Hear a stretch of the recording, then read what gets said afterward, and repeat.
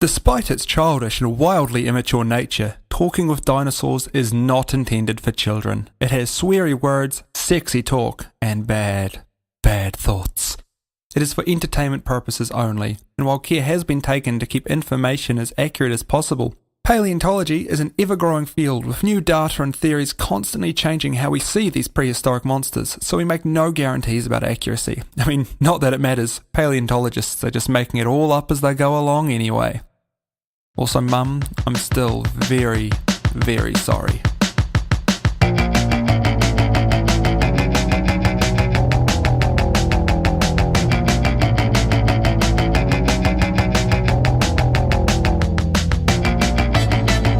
Hey, happy November and welcome to Talking with Dinosaurs. I'm your host and lover, Stefan. I put the no in dinosaur, Ato. And I'm here to give you the dinosaur talk your parents should have given you a long time ago. I promise they don't make you go blind. I can't believe I've made it to 3 episodes. My attention span generally doesn't last more than about 47 seconds, so this is a bit of a miracle. The hypnotic effect of dinosaurs has truly mesmerised me. We're at almost 30 minutes of content here. That's how much of your life you've now wasted listening to me talk about dinosaurs. Congratulations, I'm so proud of you. You beautiful thing. You're being the best you can be. Over the last couple of weeks, I've had a lot of people asking why I hate paleontologists so much. I want to put that to rest. I do not hate paleontologists. The work they do is very difficult. Trying to build an idea of what these impossibly ancient creatures look like and how they lived are the impressions of bones and rocks. As someone who also does their best to make up nonsense, I respect that deeply, and I'm no way jealous because I don't have the intellect, attention span, or lack of morals to do the work they do. I've also had a few complaints that I keep choosing really weird dinosaurs that no one's heard of or that they can't pronounce. Why don't I choose something famous? Are they too cool? Can I not make fun of them? Well, to prove all dinosaurs are ridiculous, I have chosen what is arguably the single most iconic, identifiable, badass herbivore dinosaur of all time. It was 9 meters long, 3 meters tall, weighing in at 5,000 kilograms, the mighty, fighty, contrite Triceratops! King of the Hells Creek herbivores, arch nemesis of the blighted Tyrannosaurus rex, and star of countless dinosaur dramas. Surely the Triceratops is truly badass? I mean, well, yeah, it kinda is. In the same way that a giant bull with an upside-down bar stool for a head would be a badass. While its horns traditionally are shown being used to charge at predators and mating rivals, most experts believe this would have absolutely destroyed the trike's skull, probably killed it. Its crest and horns were probably mostly used to anchor its jaw muscles and for decorative purposes to attract the mate. Triceratops were often found with a wee bit of skull damage, suggesting they did do a bit of the old head-to-head combat, but it probably looked a bit more like a couple of drunk bogans trying to headbutt each other outside a bar with Pantera blasting than a couple of graceful stags charging each other for the attention of a beautiful doe. Trikes were in the Ceratopsidae family and came in 2 different species, Triceratops prosus and Triceratops horridus. That's a pretty badass sounding name. What does that mean? Ooh, that's a bit harsh. It means horrible 3-horned face, and while I'm all about making fun of dinosaurs, I don't think we should slam them in their name like that. That's a bit brutal.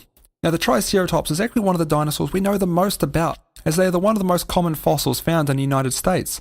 Sort of like giant horned rats or 5-ton quadrupedal pigeons, they were everywhere in that area.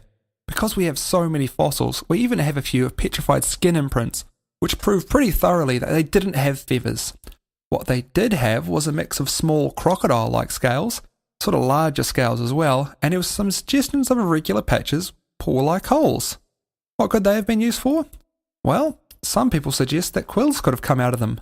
That's right, there's a chance that Triceratops looked like a giant pointy-headed porcupine.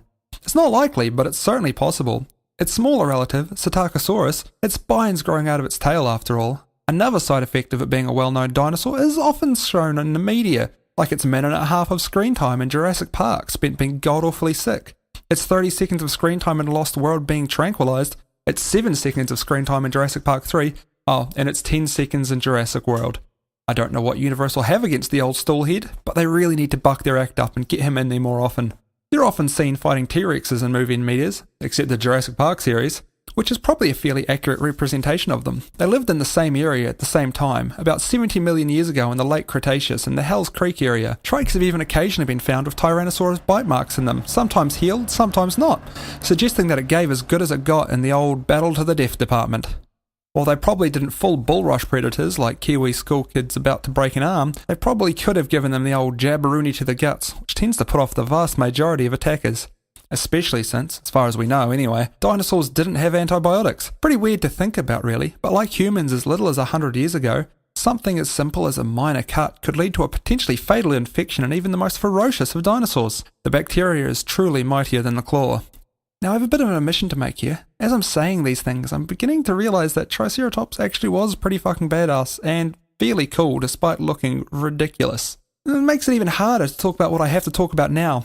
There are, how do I say this, some absolute jam jars who seem to think that Triceratops was a juvenile form of another dinosaur that was grown to another ceratopsid dinosaur called Torosaurus. I would like to address these issues now. Fuck the fuck off, you wanking fuckshits. Sorry about that. I feel very strongly about this issue. While Torosaurus superficially resembles a larger Triceratops, there's really strong evidence against this. Very smart evidence from people, who are a lot smarter than me, so you can fuck off for even suggesting it. You fucks, just no. There is some evidence that Triceratops was a juvenile form of another creature, but I can tell you fucking right now it was not that thin-skulled showboat Torosaurus. Scientific consensus says no. It could have been Triceratops, but that's neither really here or there. Fuck you, Jack Horner, you fuck. Right, I'm getting pretty worked up here, so let's move away from the Triceratops for a little while and move on to the next section of the show. Still not 100% sure on what I want to call this section, so let's go with Asking with Dinosaurs with Stefan. Actually, no, let's not do that. That's the worst. That is the worst. Okay, so we've got a few more questions this week, and a few of them weren't even obscene. Probably because I blocked my mum's email address, really. Bless her dear heart. Let's have a look at this week's questions then, shall we? Here's our first question from my esteemed friend Matthew Price, champion of champions. He asks, if dinosaurs real, why come for aren't they as any now?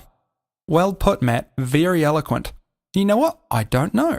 I imagine it was some kind of dinopogenic global warming caused by the reptiloid Illuminati's first attempt at industrialization. If only they learned from their mistakes, those all-controlling evil dino devils. If only we could stop... All hail the reptiloid Illuminati, if they actually existed, which they don't. Continue with your human life. What happened there? Okay, I think we have time for another question as well, so let's reach into my bag and see what we've got. Here's one. Can I vaccinate my baby T-Rex or have Big Pharma and InGen lied to us and it's actually dangerous and I could seriously harm my T-Rex and make it as dumb as a longasquama? And that one's from Colin in Invercargill. First of all, Colin, fuck you. You have no reason to be rude to poor little longasquama.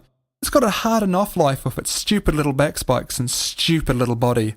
Second of all, and for fuck's sake, why do I have to keep repeating this? Dinosaurs are extinct. Why do I have to say this every week, people? What is wrong with you?